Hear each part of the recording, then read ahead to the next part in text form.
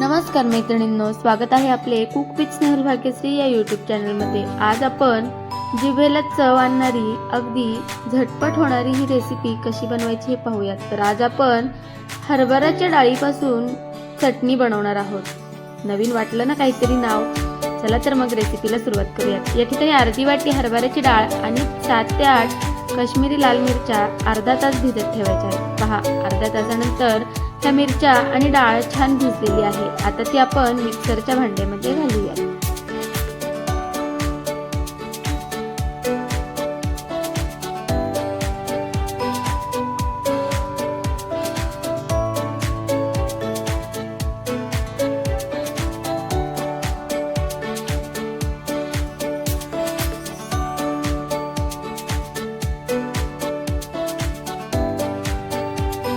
कधी कधी काय होतं ना मैत्रिणींनो, की भाजीला जरी असेल तरी काहीतरी वेगळं खायची इच्छा होती ना। मग ही अगदी इतकी छान चव लागते या चटणीची।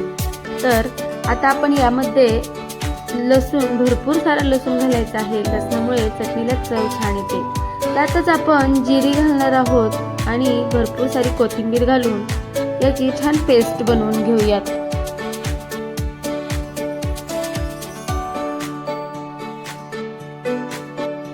डाळ बारीक करताना अगदी थोडेसे पाणी वापरायचे आहे, जास्त पाणी वापरायचे नाही। तर पहा, या ठिकाणी आपण ही डाळ मिक्सरमध्ये छान वाटून घेतलेली आहे।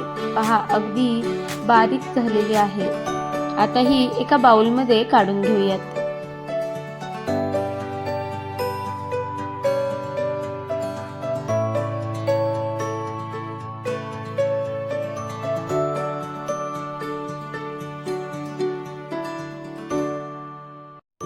आता या चटणीला फोडणी देण्यासाठी आपण कढईमध्ये तेल घालूयात। तेल छान तापले की मग त्यामध्ये आपण थोडीशी जिरी आणि मोहरी घालणार आहोत।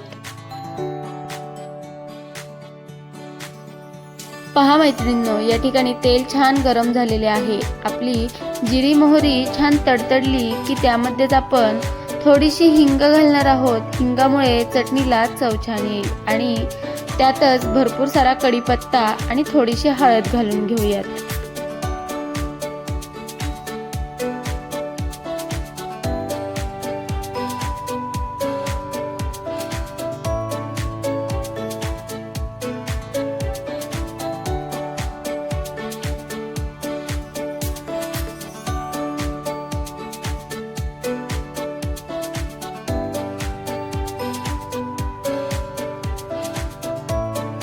आता यामध्ये आपण छान बारीक केलेली जी डाळ आणि मिरचीची पेस्ट होती ती देखील घालून छान परतून घ्यायची आहे। अगदी खमंग होते ही चटणी।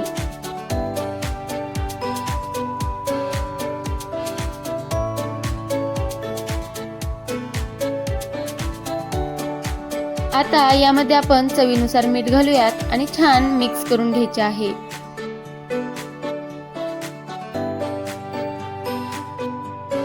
पहा मैत्रिणींनो, या ठिकाणी अगदी ही चटणी आपली छान तयार व्हायला सुरुवात झालेली आहे। आता 2 मिनिट आपण याच्यावरती झाकण ठेवणार आहोत, ज्यामुळे हरभऱ्याची डाळ छान शिजली जाईल। तर या ठिकाणी पाण्याचा वापर केलेला नाही।